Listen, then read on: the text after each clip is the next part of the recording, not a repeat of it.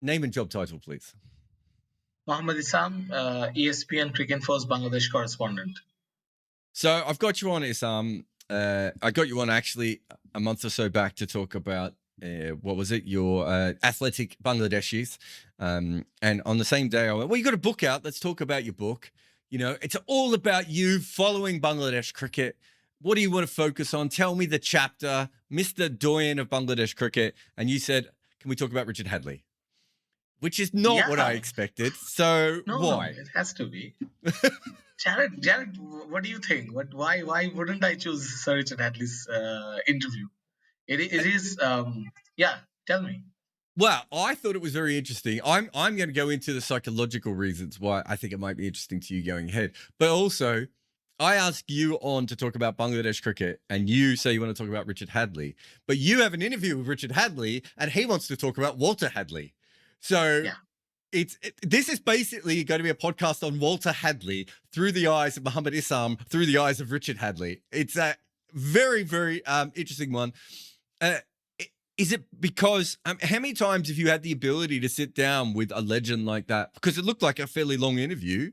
Did you go to his house? Is that where it was, or was it a cricket? He loves to make people tea at his house. I don't know why I know this fact, but multiple people have told me he loves making people tea at his house. This is the reason I did the book on the Tigers Trail is obviously I follow Bangladesh cricket around. I've been to New Zealand a couple of times, been to Sri Lanka, I've been to England. But as much as I've loved writing about Bangladesh and the Bangladesh cricket team, but it has also given me the chance to meet these legends. This one was the most interesting meeting ever. I have a friend called Ronald Cardwell. He's a lot of things. He's an auditor by profession. Is an accountant. He's a very senior publisher. He does Australia cricket books. He's an Australian, and Ronald is a very good friend. We met in Bangladesh a number of years ago. I think he funds an eye hospital in Bangladesh. He and his wife, so he comes down here sometimes. And he was here for a New Zealand series, and there I found out that he does some work for New Zealand cricket, and he also is one of the founding members of the New Zealand Players Association. So I met him in Bangladesh a couple of times. He's given me a number of books. Once he gave me a suitcase of books and he said, "Take the books, give me back the bag." So that's the sort of guy he is. Then I'm in New Zealand. I'm covering the Christchurch Test match. We're sitting in the tent in Hagley Oval. In walks Mr. Cardwell and he's like, "Let's have a cup of tea." And it just throws our friend Willie Nichols under a bit of he gets a bit nervous. Why is this man coming into the press box? I said, "This is Ronald Cardwell." "Oh, this is Ronald Cardwell." Ronald says, he calls me Mohammed. "Mohammed, I have a job for you. You have to interview my friend." I'm like, "Okay, let's go." So he took me to the Hadlee stand in Hagley Oval. And there stands Mr. Sir Richard Hadlee. And Ronald says, "My friend, I'm staying at his house this time. I've stayed at his house in 1968 when I was visiting with the Australian schoolboy cricket team. You're going to interview him." I said, "Okay, wonderful." So I came back. I said, "How much time do I have?" And Sir Richard said that you have take 20 minutes. Get ready. So I said, no, I'll take 10 minutes because I thought, what if he changes his mind in 20 minutes? So I ran back, and there's another journalist in Bangladesh called Ariful Islam Ronnie. He's a friend of mine, and I told him that you want to do his interview. He's like, "What? Why are you asking me this question?" I said, "Okay, let's just find out some stuff about him because I know about Sir Richard Hadlee. Obviously, we all do, but if you want to do it, and with Ronald giving me that interview, I'm sure this is going to take at least half an hour." So Ronald walks back with me, and he's like, "You ready?" I said, yeah, I'm ready. I'm totally ready. I can do it now. And can I take a friend? I said, yeah, take a friend. No problem. So let's go. So we were about to go in, and then we met, we were just waiting outside. They were sorting something out. And then I met Trent Boll's dad there, standing outside. And he asked me, "Why are you guys going in there?" "Oh, we're taking an interview with Sir Richard Hadlee." He said, no, you're not. He doesn't give interviews. Why would he give you interviews? Yeah, you're right. Let's see. We go in. He's having a cup of tea. Sit down, gentlemen. He's exactly what I thought he was. A great, great cricketer. Speaks like that as well. So we started to talk about his dad's diary that he was trying to convert into a book at that time. I don't know whether he's been able to do that, but we were talking about it. And then after like half an hour, He said, "Guys, I'm so sorry. You were sitting here listening about my old stories about my dad. Why didn't you ask me other questions?" I'm like, okay, thank you. And then we start to ask him about his, great career, the fact that he loves his numbers. He memorized it. I don't think he memorizes all his wickets, but he knows where he got all his fifers. I think 105 fifers. And Jarrod, the only thing I couldn't capture was him and his facial expression and his hand when he's talking about Zahir Abbas, Javed Miandad bowling to the Chappell brothers, bowling to Kim Hughes, and the relish that when he took their wicket, the wrist work he did, I couldn't capture it on camera, or on a photo, but I was mesmerized. I was just staring at him. What the? Thank God the recorders was on, because I would have forgotten everything. These were like, when he spoke about his favorite wickets were Javed Miandad and Zahir Abbas, apparently. And that was because Javed used to, move around the crease a lot, and Zahir Abbas was also a very different batter. But that's the sort of details he went into. That's the only thing I remember that I, really like. Shit, I should have had a camera with me. Couple of days later, I was doing my first interview with, and by the way, Cricinfo published it in 2 hours. Like it was, I sent it, was done in 2 hours. Cricinfo usually takes a bit of time with editing and stuff, but we're like, no, if it's Sir Richard Hadlee, just do it quickly. Next day, I think next 2 days later after the test match, I met Courtney Walsh. The first thing he asked me was, what did he say? What did he really say? Like off the record, what were the things? Did he show you anything with his wrist? Oh, I love him. I love his bowling. So I had two bowling legends in the space of 5 days. I still pinch myself that was a phase of my life. I don't remember a ball of that test match. Trust me, a ball of that test match. But I think the book also has other really poignant pieces, some very interesting stories about myself as well. One story, as you love to mention it. But yeah, I mean, Sir Richard Hadley's interview was really huge. And my mother, she loved it so much. My mother is a very big follower of cricket, so she has that as her me. My Oh, by the way, we even dared to take a photo with him. And the other interesting story was, I think it was Ian Smith and Craig McMillan. Some commentators were walking past us during the lunch break, and one poked me and he said, "Isam, doing his interview?" I said, "Yeah." He doesn't give interviews. Are you sure? And he's like, "Oh, you guys go away. I'm giving a good interview." So Well, that's I how mean, it came around. I remember when it first went up online, and I think I skimmed over it, but I read it again today, obviously, in preparation for this. And my first thought was, when was the last time he was interviewed? Because the truth is that, like, if you could, and I don't mean this in a bad way, but I have to be very honest about Richard Hadlee. He's got a very complicated relationship with New Zealand cricket, Yeah. right? Yeah. And I wouldn't say that people don't like him, and I have friends who are friends with him, and they will say very nice things about him, but that he is a complicated person, right? And the other thing is, he had a very complicated relationship with with New Zealand media throughout his career, and he is a prickly person. And a lot of people say things like he'll only do the interview if he's paid, or he'll only do this if he's paid, whatever. And it means that we haven't really got the knowledge out of him as much as we probably should have. And this, there's something that you said in there that was so tiny that you just flew through a bunch of really interesting information. I don't think I've ever heard anyone talk about Javed Miandad using the crease and where they batted before, right? And that makes the minute you said that, it makes absolutely perfect sense, because that, of course, Javed Miandad would be one of those players who is exploiting the crease, because he exploited every little crack in batting, right? Yeah. And who's going to notice that? It's not going to be a normal bowler, is it? It's going to be Richard Hadlee. It's like the Gavaskar, Michael Holding stuff, where he noticed things that Holding did that no one else did.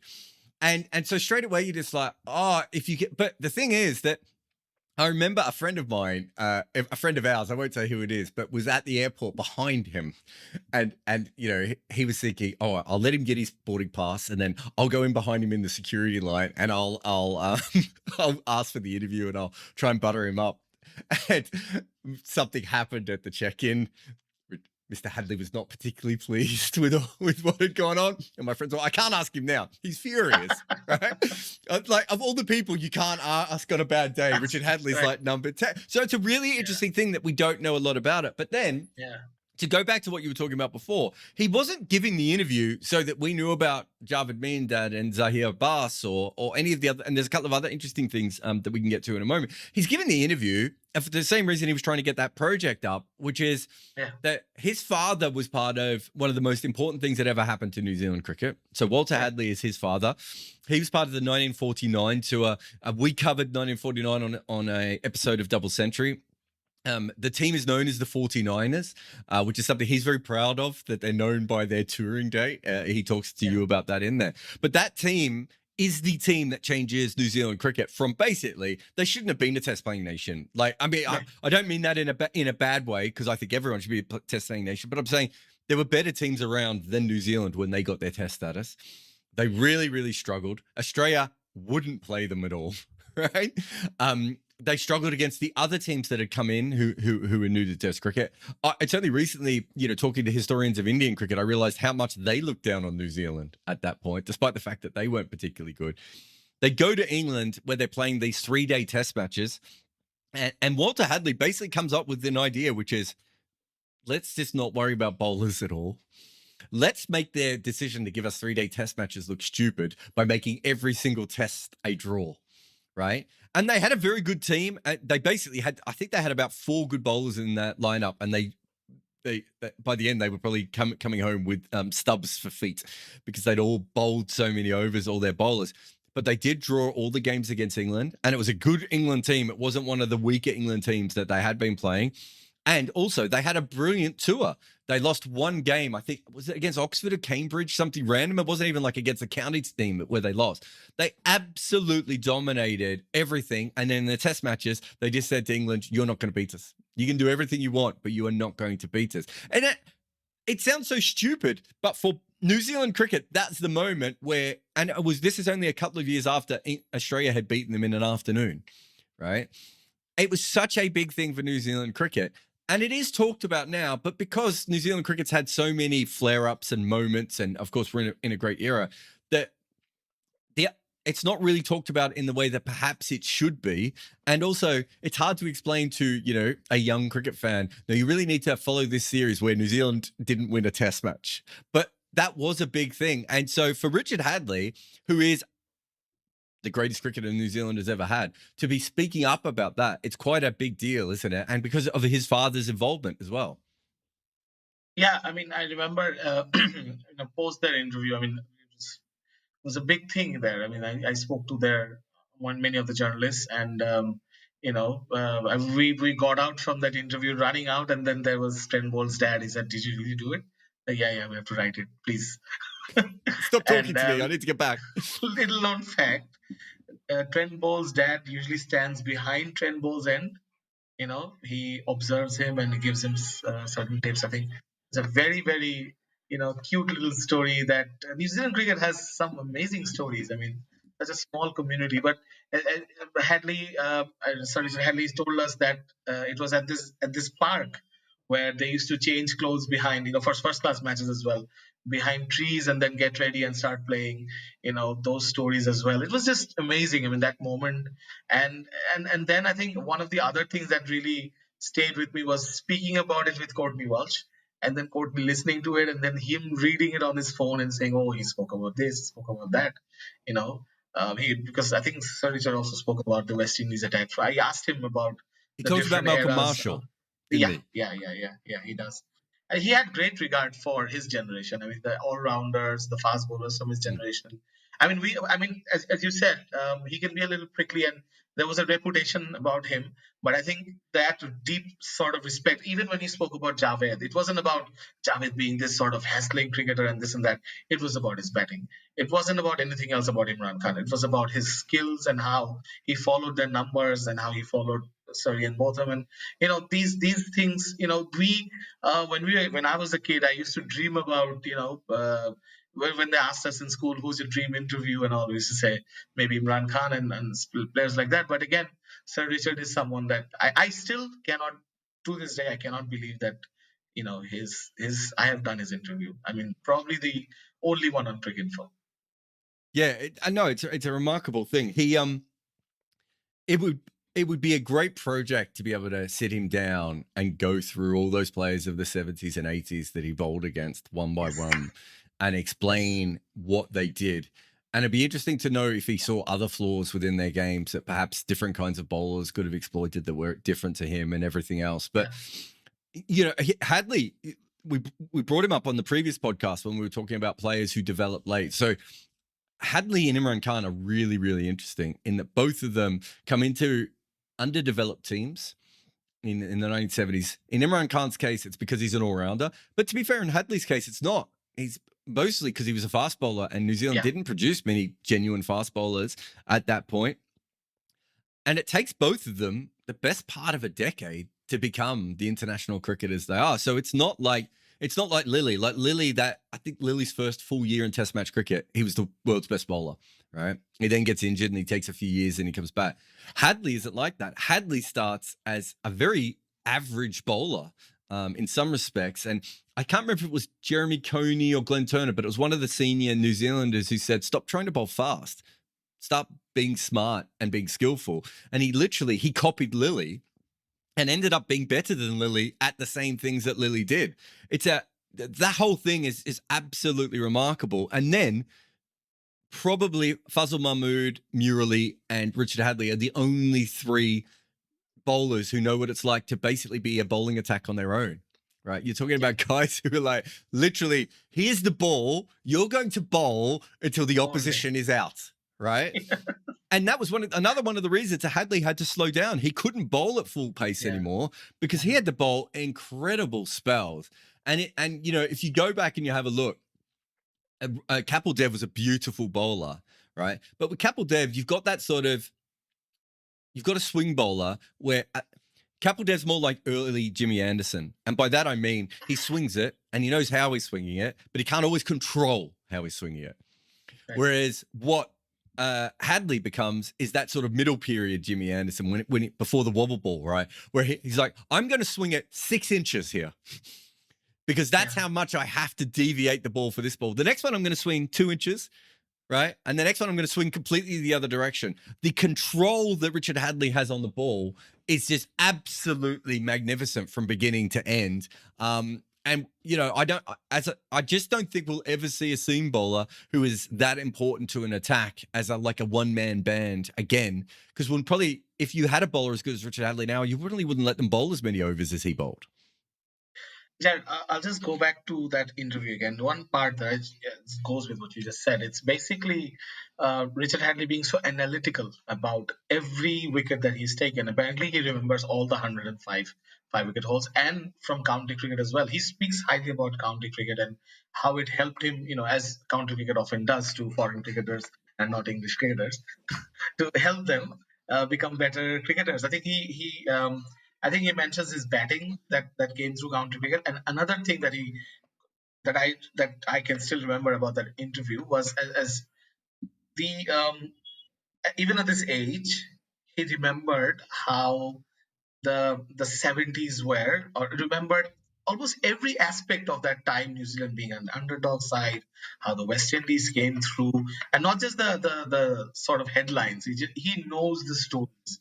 You know, he was there. He was there in all the parties, you know. So by parties, I mean he was there in every sort of juncture of that era. And then going into the 80s, that's when he started to become a little more obsessed with his numbers, I think. And then I think these milestones also meant a lot to him. He was hitting those milestones for New Zealand quite easily because New Zealand didn't have any bowlers who had taken 200, 300, 400 wickets before him. But, you know, it was important to him. I read in a book that about Basil D'Oliveira that, you know, Gary Sobers was one of them. Sir Gary Sobers was very obsessed with his numbers. He used to look up numbers of Basil D'Oliveira over the weekends in Lancashire League, whether he's done better than him or not. So I just feel that these are great cricketers of that era. They were great all rounders. I just wanted to ask you. He's a spinner. Shakib Al Hasan is a spinner. But the three guys you mentioned, Fazal Mahmood, Murali, and Richard Hadlee as one man band. For a very long time, Shakib had to carry this bowling attack too. They don't play as much. They didn't play as much, but Shakib's combination of 50s and 5 wicket haul, or 250s and 5 wicket hauls, or 10 wickets and 50s, it's phenomenal. 13 or 14 of them. We were just going through them the other day with one of our great statisticians in Cricinfo. But what I want to ask you, Jarrod, and I guess I can ask you this question: where do you keep Shakib in terms of all rounders?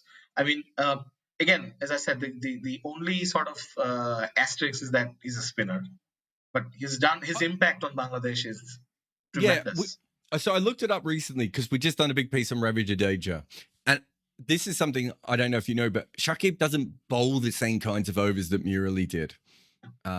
So that's why I didn't include him in that previous thing. In fact, Anil Kumble is another one that you could throw in, even though he wasn't a one-man band. They had other bowlers. He bowled. I think those guys all bowled over 50 overs per match. Shakib hasn't done that, and I don't know how much of that is also because Bangladesh hasn't forced the other team to bat twice. Yeah, I don't know if that's an issue. It might be, and then we could. It is an issue. Yeah, you could essentially what you'd eventually look at is just percentage of overs, right? But I did notice Shakib wasn't there from 2000. I think this is right because I looked it up the other day when I was talking to someone on Twitter about it, because they were saying that Shakib is still like one of the world's best all rounders and better than Ravi Jadeja, and I was like, look, no one likes Shakib more than I do, but Test match Shakib is no longer that player that you're remembering. So I looked up his peak from 2011 to 2016. I think he averages basically 50. It might even just be slightly above 50 with the bat, and he averages about 32 with the ball. Right, that's a long period to be a frontline player with bat and ball. Now his bowling's it's weird with his bowling because he actually averages about the same home and away. He's not like. We think of him dominating in Bangladesh, but I don't think he does have that kind of record. I think he's going to have. I don't know if he's going to scrape into the top 10 best all-rounders of all time. Right. But I think he's certainly between 10 and 20. I think there's probably a spot for him there.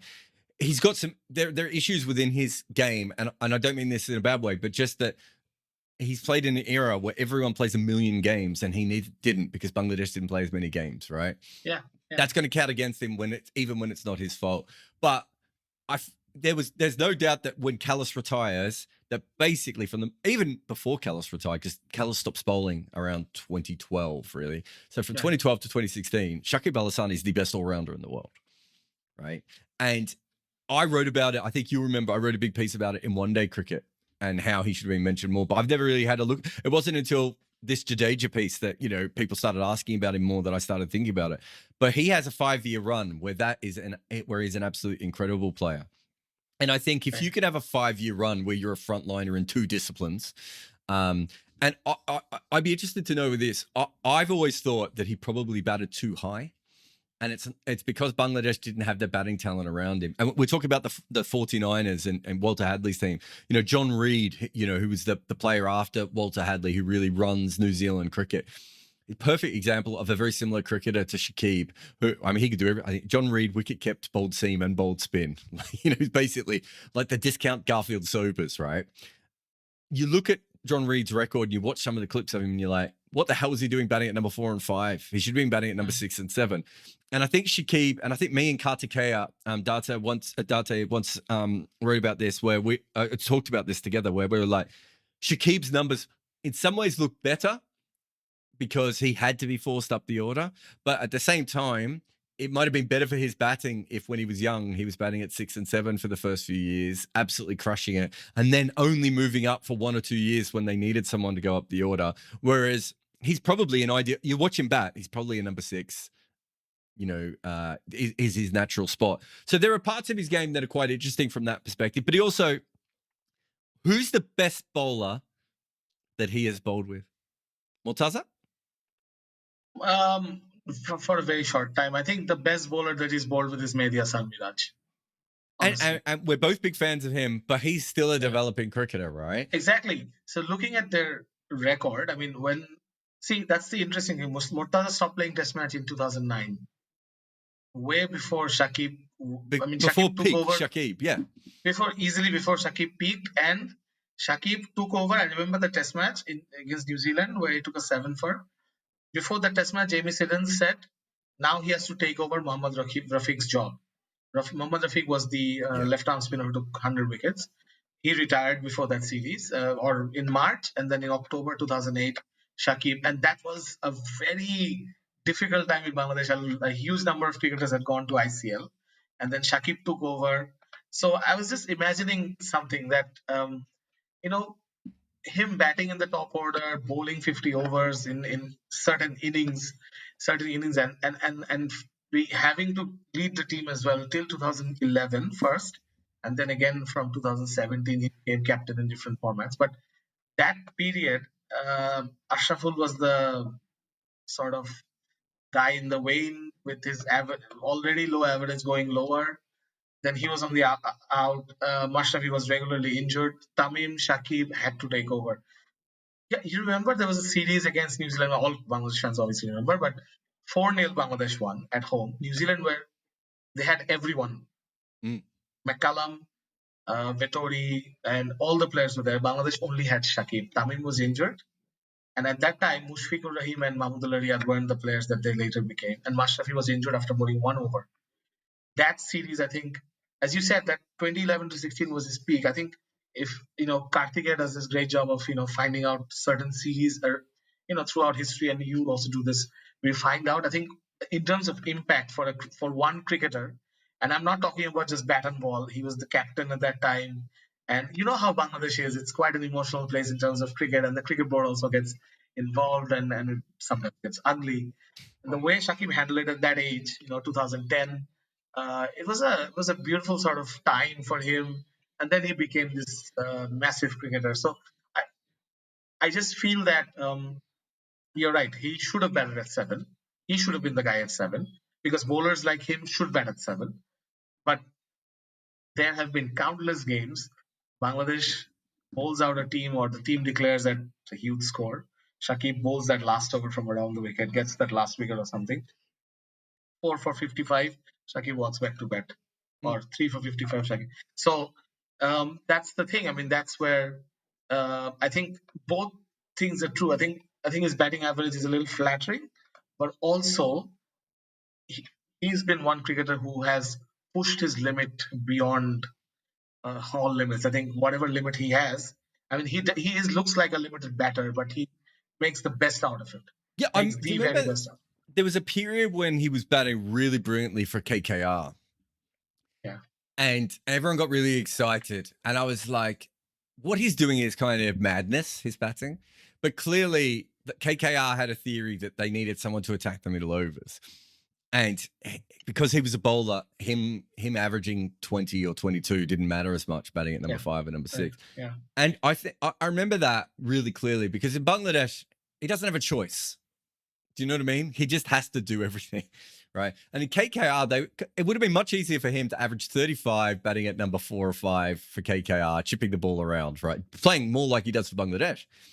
And they gave him this other role. And you do get the feeling that there is a real flexibility with him. So I want to go back to the Jadeja argument, right? So Jadeja couldn't have more kid gloves. Where does Jadeja start batting? Maybe number 9, right? Yeah. Like, number 8 and number 9 at times in his career before coming up. That's the Vettori treatment, right? Yeah. Shakib is top order pretty much from when he begins. Even if it's lower top order, he's still in the top 6, all that time. But there's also the fact is he has to develop his game because there's no other option. Right? There isn't even a second option or a third option in those situations. Whereas look at how long it takes for Jadeja's batting to develop because it doesn't matter. Because Jadeja starts when they've still got, all-time greats, in their top order, right? He doesn't need to save anyone. So it's a really interesting development thing. And this comes back to Hadlee, right? So Hadlee talks about the great all-rounders there, and he talks about Imran Khan and both of them he called true all-rounders. Yeah, and then I think he talks more about Kapil Dev himself as bowling all-rounders, right? Yeah. But you look at the start of Hadlee's career, there's obviously batting talent there, but at a certain point, it really does kick in, and he has that sort of slow ability to get better over time that we that we have seen from some of those sorts of players until he is a very handy player. By the end of his career, like the back half of his career, he's probably an all-rounder, and the first half of his career, he's probably like a high-performing, number 8 or 9 at best. It's a real change, and again, that's another player who's looking around going, I have to be more for my team. I have to bowl all of these overs, and I also have to be able to get the runs. And we know that with Hadlee, sometimes he got frustrated with his team, right? Like, isn't there that famous thing where he wins a car in the Australian ODI series, and he refuses to share the profits of the car sale with all of his teammates because he's like, I did all this. There's a frustration with him, and we've seen the frustration at times with Shakib as well come out. The famous groin thumping in the change room and everything. It's hard when you are the person who has to do everything in cricket. And both of them, I would say Shakib and Richard Hadlee, have very complicated relationships at times with their own fan base, despite the fact that the fans would be like, yeah, they're the best player we've had.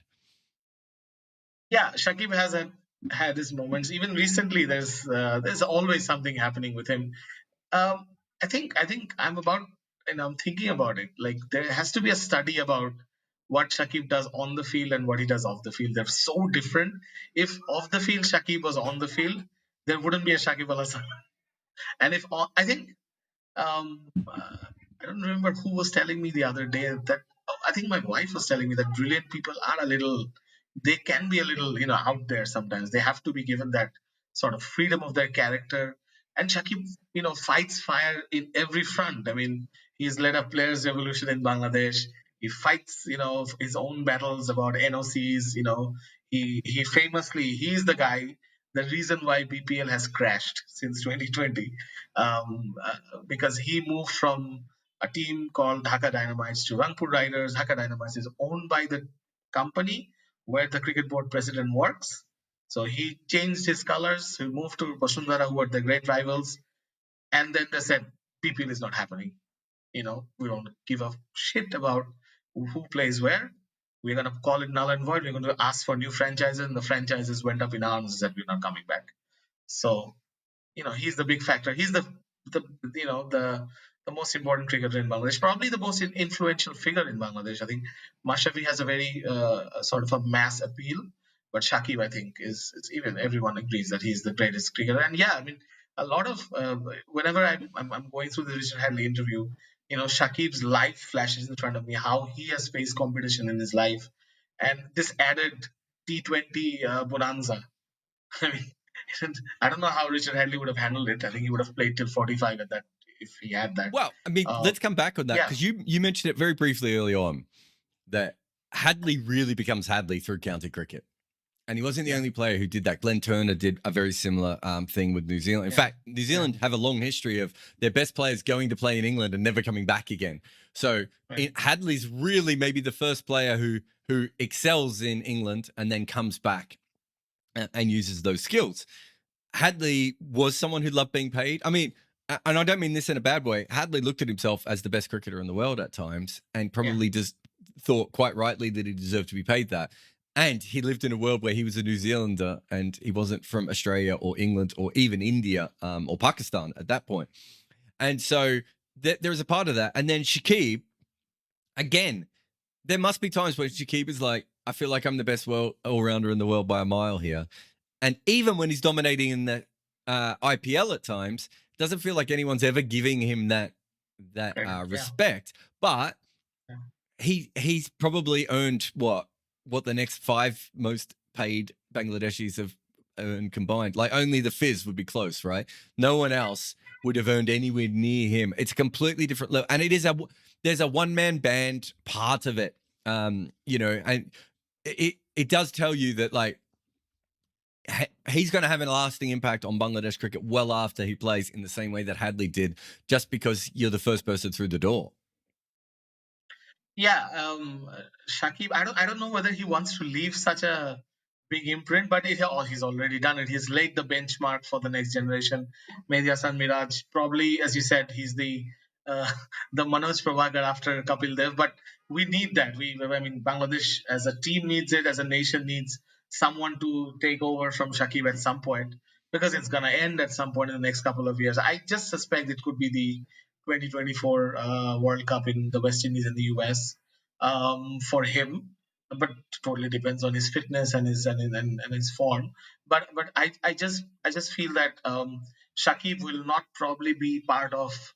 It doesn't look like he wants to live in Bangladesh after his time is up with cricket.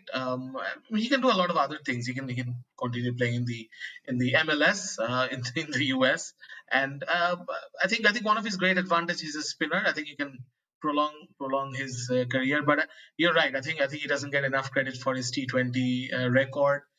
He doesn't get enough credit for his work in the IPL. I think that also in the CPL. I mean, he's done very well in the CPL. He hasn't played in the other leagues that much. I mean, he's played in all of them, but not to that level. But I think if he had the chance, he would play in all of them, and he would do well in all of them. Okay, I'm going to finish off with this because I think this is quite interesting. So you talked to Richard Hadlee, and obviously he's talking about the 1949 tour. That is a tour at which Bangladesh, New Zealand is fighting for respect of major cricket, right? Has Bangladesh cricket already had a 49ers moment?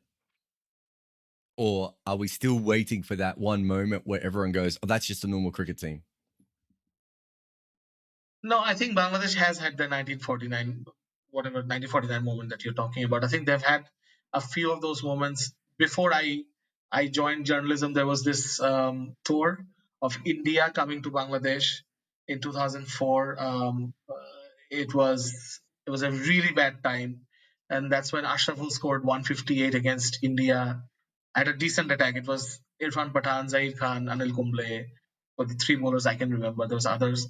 So I mean, locally, the media that we have, the senior journalists often talk about that innings that saved Bangladesh from a lot of embarrassment. Jarrod, it has to be the 2005 England tour. So I was coming to that. So 2005 England tour, Mushfiq Rahim plays his first Test match in Lords. 16-year-old, all good, but Jeffrey Boycott said, this is not going to work. They're going to lose quite badly. They did lose the two Test matches, but then Cardiff happened, and if you read the stories or if you hear the stories around that tour, they were feeling very down, and they were being treated that way as well by the media. I mean, no one was giving them a chance, and then they beat Australia. I think it still rates as the biggest miracle in cricket. The worst cricket team in the world at that time beat the best cricket team in the world. But I think that was one moment. I mentioned the New Zealand series at home. At that time, Bangladesh was losing quite badly. Again, the team was in flux, and then Shakib took over. And I think a more modern version of this would be the 2015 World Cup for Bangladesh, where they lost everything throughout 2014, almost every game. And then they went to the World Cup. Hatun Singh sat them down one after another. He pointed them out what was wrong with them. There were a lot of angry moments, there were a lot of sad moments, but then they all came together and they beat England. That was a very tough game for them. But see, that game made so much difference. That win made Bangladesh believe that they can beat big opponents in big moments, in tight moments. They kept beating India, Pakistan, South Africa at home that year, and that has still continued for 8 years. And England apparently says that was the game where the whole concept changed. So yeah, I think for Bangladesh it was these matches, especially the 2015 World Cup. I think that made a man out of Bangladesh cricket, or just made them realize how mature they have to be to stand up at this level. I look forward to, in 40 years' time, your son doing an interview with Shakib Al Hasan and talking about the 2015ers of Bangladesh. Of course. Thank you very much for coming on the show. Your book is called On the Tiger's Trail. On the Tiger's Trail. There'll be links in the show notes if Isam remembers to send them to me. But if you're in Bangladesh, you can find it probably everywhere. I'm assuming people just give it out on the corners. Yeah, sure. Thanks for coming on, mate. Thanks a lot, Jarrod. Thanks a lot.